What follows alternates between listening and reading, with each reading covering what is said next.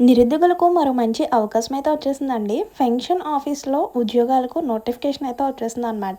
మనకి రీసెంట్‌గా అఫీషియల్‌గా నోటిఫికేషన్ అయితే ఓపెన్ చేసేసారండి. ఈ జాబ్‌కి అప్లై చేసుకోవడానికి ఎన్నో డేస్ టైం ఇవ్వలేదనమాట. సో, వెంటనే నోటిఫికేషన్ యొక్క పూర్తి డీటెయిల్స్ తెలుసుకొని వెంటనే కూడా అప్లై చేసుకోండి. ఈ ఛాన్స్‌ని అయితే అస్సలంటే అసలు మిస్ అవ్వద్దు. ఇంకా లేట్ చేయకుండా డీటెయిల్స్‌లోకి అయితే వెళ్ళిపోదామండి. అంతకన్నా ముందు వీడియో ఎవరైతే చూస్తున్నారో ప్లీజ్ వీడియో చూసే ముందు ఒక్క చిన్న లైక్ చేసి అయితే వీడియో చూడండి. మీరిచ్చే ఒక చిన్న లైక్ వల్ల ఇన్ఫర్మేషన్ అనేది ఇంకా చాలా మందికి హెల్ప్ అయ్యే అవకాశం అయితే ఉంటుంది. అండ్ కొత్తగా మన ఛానల్ ఎవరైనా చూస్తున్నట్లయితే సబ్స్క్రైబ్ చేసుకోండి. ఇలాంటి మంచి మంచి నోటిఫికేషన్స్ అప్డేట్స్ అన్ని కూడా మీతో షేర్ చేస్తూ ఉంటాను. అలాగే ఎవరైతే ఇలాంటి ప్రభుత్వం ఉద్యోగాల కోసం ఎదురు చూస్తున్నారో మీ యొక్క డిస్టిక్ నేమ్ అనేది కామెంట్ చేసేయండి. ఎందుకంటే డిస్టిక్ వైజ్ ఇలాంటి జాబ్ నోటిఫికేషన్స్ వస్తాయి కాబట్టి మీ యొక్క డిస్టిక్ నేమ్ అనేది కామెంట్ చేసేస్తే ఆ డిస్టిక్ కి సంబంధించిన అప్డేట్ రాగానే వెంటనే షేర్ చేయడానికి అవకాశం అయితే ఉంటుందండి. ఇంకా లేట్ చేయకుండా డీటెయిల్స్లోకి వెళ్తే ఈ జాబ్స్కి అప్లై చేయడానికి చివరి తేదీ వచ్చేసరికి సెప్టెంబర్ 11th వరకు కూడా టైం ఉందండి. సెప్టెంబర్ 11 ఈవినింగ్ 6 వరకు కూడా ఆన్లైన్ ద్వారా అప్లై చేసుకోవచ్చు అనమాట. అండ్ ఈ జాబ్స్కి అప్లై చేసుకున్న వాళ్ళకి 18 to 35 ఇయర్స్ మధ్య ఉన్న వాళ్ళు అప్లై చేసుకోవచ్చు అండి. అలాగే ప్రభుత్వ నిబంధనల ప్రకారం వయో సడలింపు కూడా వర్తిస్తుంది అనమాట. అంటే ఎస్సీ ఎస్టీ కేటగిరీస్ వాళ్ళకి +5 ఇయర్స్ అలా ఉంటుంది.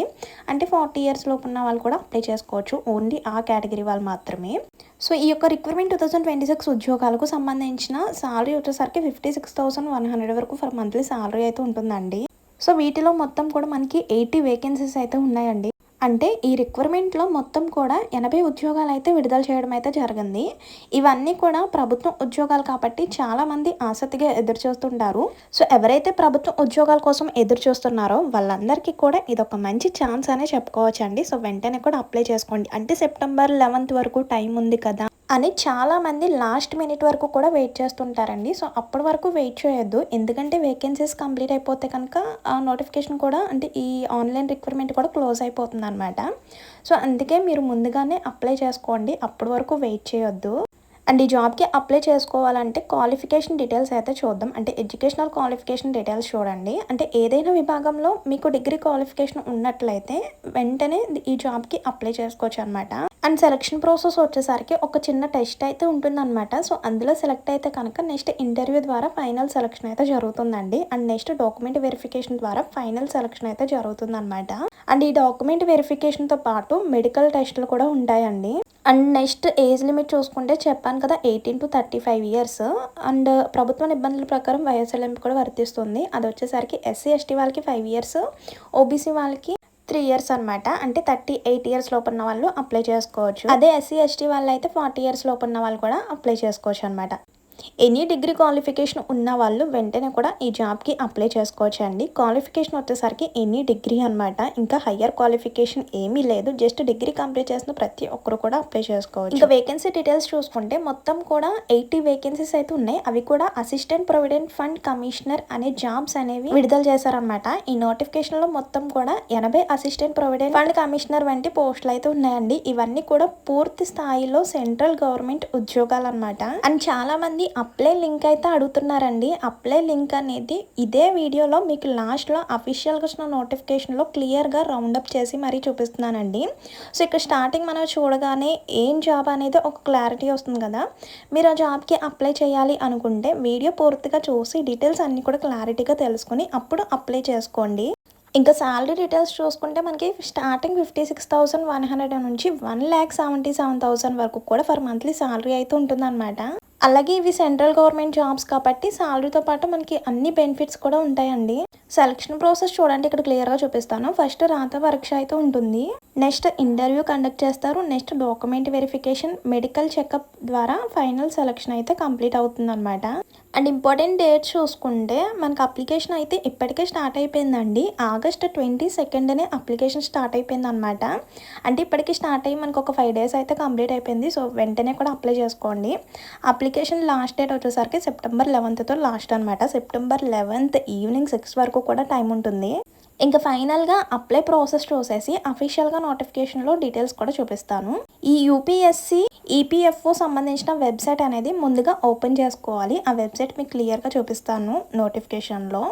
సో, అక్కడే మీకు నోటిఫికేషన్ యొక్క డీటెయిల్స్ కూడా కనిపిస్తే ఒక్కసారి చెక్అవుట్ చేసుకోండి. అంటే ఇప్పటివరకు డీటెయిల్స్ చూసారు కదా, ఎలిజిబిలిటీ ఏంటి, ఏజ్ లిమిట్ ఏంటి, ఇలా డీటెయిల్స్ అన్నీ కూడా ఉంటాయి. ఒకసారి చెక్అవుట్ చేసుకోండి. అలా ఎలిజిబిలిటీ డీటెయిల్స్ అన్నీ కూడా చెక్ చేసుకున్న తర్వాత మనకి రిజిస్ట్రేషన్ ప్రాసెస్ అయితే ఉంటుంది. అప్లై నౌ అని కనిపిస్తుంది. సో దానిపై క్లిక్ చేయగానే ఫస్ట్ ఆఫ్ ఆల్ మీ యొక్క రిజిస్ట్రేషన్ అయితే కంప్లీట్ చేసుకోవాలన్నమాట. అంటే మీ యొక్క పర్సనల్ డీటెయిల్స్, క్వాలిఫికేషన్ డీటెయిల్స్ అన్నీ కూడా క్లియర్గా ఫిల్అప్ చేసి, అలాగే సర్టిఫికేట్స్ కొన్ని సర్టిఫికేట్స్ అడుగుతుంది. ఆ సర్టిఫికేట్స్ అన్నీ కూడా స్కాన్ చేసి అప్లోడ్ చేయాలి. అలాగే మీ యొక్క రీసెంట్గా దిగిన హాఫ్ సైజ్ ఫోటో, అలాగే మీ యొక్క సిగ్నేచర్ అన్నీ కూడా స్కాన్ చేసి అప్లోడ్ చేసి ఫైనల్గా సబ్మిట్ చేసి ఒక ప్రింట్అవుట్ తీసుకోండి. అంతే అనమాట అప్లికేషన్ ప్రాసెస్ అయితే.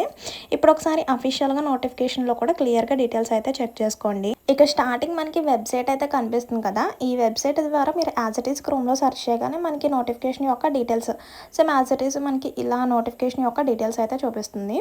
సో ఇందులో మొత్తం కూడా 80 వేకెన్సీస్ ఉన్నాయి కదా. అది వచ్చేసరికి రిజర్వేషన్ బట్టి ఇచ్చారు చూడండి. ఏ కేటగిరీకి ఎన్ని వేకెన్సీస్ ఇచ్చారు అనేది ఇక్కడ మీకు చూపిస్తాను చూడండి. యూఆర్కి 29 వేకెన్సీస్ ఇచ్చారు, ఈడబ్ల్యూఎస్కి 8, ఓబీసీకి 18, ఎస్సీకి 15, ఎస్టీకి 10, అలాగే పీడబ్ల్యూడీ కేటగిరీస్ వాళ్ళకి 3. ఇలా ఓవరాల్గా టోటల్ వేకెన్సీస్ వచ్చేసరికి 80 వేకెన్సీస్ అయితే ఇచ్చారండి. అలాగే పీడబ్ల్యూడీ కేటగిరీస్ వాళ్ళు ఏ కేటగిరీ వాళ్ళు అప్లై చేసుకోవాలి ఇచ్చారు. నెక్స్ట్ ఏజ్ లిమిట్ కూడా ఇచ్చేసారు, 18 to 35 ఇయర్స్ కదా. అలాగే ఎస్సీ ఎస్టీ కేటగిరీస్ వాళ్ళకి +5 ఇయర్స్. అదే పీడబ్ల్యూడీ కేటగిరీస్ వాళ్ళు అయితే 10 ఇయర్స్, అంటే 45 ఇయర్స్ లోపు ఉన్న వాళ్ళు కూడా అప్లై చేసుకోవచ్చు అనమాట. క్వాలిఫికేషన్ డిగ్రీ ఉన్న వాళ్ళు అప్లై చేసుకోవచ్చు అండి.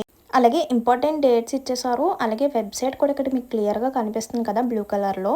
ఆ వెబ్సైట్ ద్వారానే మీరు అప్లై చేసుకోవచ్చు అనమాట. అలాగే మీరు అప్లికేషన్ ఫామ్ ఫిల్ చేసి సర్టిఫికేట్స్ అప్లోడ్ చేస్తారు కదా. సో అప్లికేషన్ ఫామ్ ఫిల్ చేసేటప్పుడు మీ యొక్క జెన్యూన్ ఇన్ఫర్మేషన్తో మాత్రమే అప్లికేషన్ ఫిల్అప్ చేయాలండి. అందులో ఎలాంటి మిస్టేక్స్ ఉన్నా మీ యొక్క అప్లికేషన్ అనేది రిజెక్ట్ అవుతుందన్నమాట. ఇంకా ఫైనల్గా హౌ టు అప్లై అని ఇక్కడ క్లియర్గా ఇచ్చేసారండి. సో ఆన్లైన్ ద్వారా మీరు అప్లై చేసుకోవచ్చు అనమాట. సో మీరే మీ మొబైల్లో అప్లై చేసుకోవచ్చు, లేదంటే దగ్గరలో ఉన్న నెట్ సెంటర్కి వెళ్ళి ఈ రిక్వైర్మెంట్ గురించి చెప్పి మీరు అప్లై చేసుకోవచ్చు అనమాట. వెళ్ళేటప్పుడు మీ యొక్క ఒరిజినల్ సర్టిఫికేట్స్ అన్నీ కూడా తీసుకువెళ్ళండి. ఎందుకంటే డీటెయిల్స్ అన్నీ కూడా మీ 10th డీటెయిల్స్, మీ యొక్క పర్సనల్ డీటెయిల్స్ ఎలా అయితే ఉంటాయో సో ఆ డీటెయిల్స్తోనే ఫిల్అప్ చేయండి. నెక్స్ట్ క్వాలిఫికేషన్ సంబంధించిన details, address, phone number, email, అలాగే మీ యొక్క హాఫ్ సైజ్ ఫోటో, మీ యొక్క సిగ్నేచర్ ఇవన్నీ కూడా స్కాన్ చేసి అప్లోడ్ చేయవలసి వస్తుంది. సో అందుకే అవన్నీ కూడా ముందుగా తీసుకువెళ్ళండి. ఈ రిక్రూట్మెంట్ సెంటర్స్ కూడా, అంటే రిక్రూట్మెంట్ టెస్ట్కి సెంటర్స్ కూడా ఇచ్చేసారు. తెలంగాణ అయితే హైదరాబాద్, ఏపీ అయితే విజయవాడ, విశాఖపట్నం అయితే ఇచ్చేసారు సెంటర్స్. అంటే ఏపీ అండ్ తెలంగాణ 2 రాష్ట్రాల వరకు కూడా ఈ జాబ్కి అయితే అప్లై చేసుకోవచ్చు అండి. మీరు అప్లై చేసుకున్న తర్వాత మీకు ఫర్దర్ ఇన్ఫర్మేషన్ అనేది మీకు మెయిల్ ద్వారా వస్తుందన్నమాట. సో అందుకే మీ యొక్క మెయిల్, ఫోన్ నెంబర్, మీ యొక్క ఇన్ఫర్మేషన్ అంతా కూడా జెన్యూన్గా కరెక్ట్గా ఇవ్వండి. అలాగే ఎగ్జామ్ వచ్చేసరికి ఇక్కడ సిలబస్ ఉంది కదా, కనిపిస్తుంది కదా చూడండి. General English, Indian culture, freedom movements గురించి, అలాగే development issues and present trends in India economic గురించి, అలాగే general science and basic knowledge of computer applications గురించి, ఇలా ఇక్కడ ఉన్న సబ్జెక్ట్స్ కనిపిస్తున్నాయి కదా. సో నేను వీటికి సంబంధించిన బుక్స్ కూడా నేను వీడియో కింద ట్యాగ్ చేస్తాను చూడండి. అలాగే వెయిటేజ్ మార్క్స్ ఇచ్చేసారు. అలాగే ఏ కేటగిరీకి ఎంత పర్సెంటేజ్ రావాలి ఇక్కడ చూసుకుంటే ఈడబ్ల్యూఎస్, జనరల్ ఈడబ్ల్యూఎస్ వాళ్ళకి 50 and above ఉండాలి. ఓబీసీ వాళ్ళకి 45 ఉంటే సరిపోతుంది. ఎస్సీ ఎస్టీ పీడబ్ల్యూడీ వాళ్ళకి 40%. అంటే మీరు క్వాలిఫై అవ్వడానికి కేటగిరీ వైజ్ పర్సెంటేజ్ అయితే ఇచ్చేసారండి.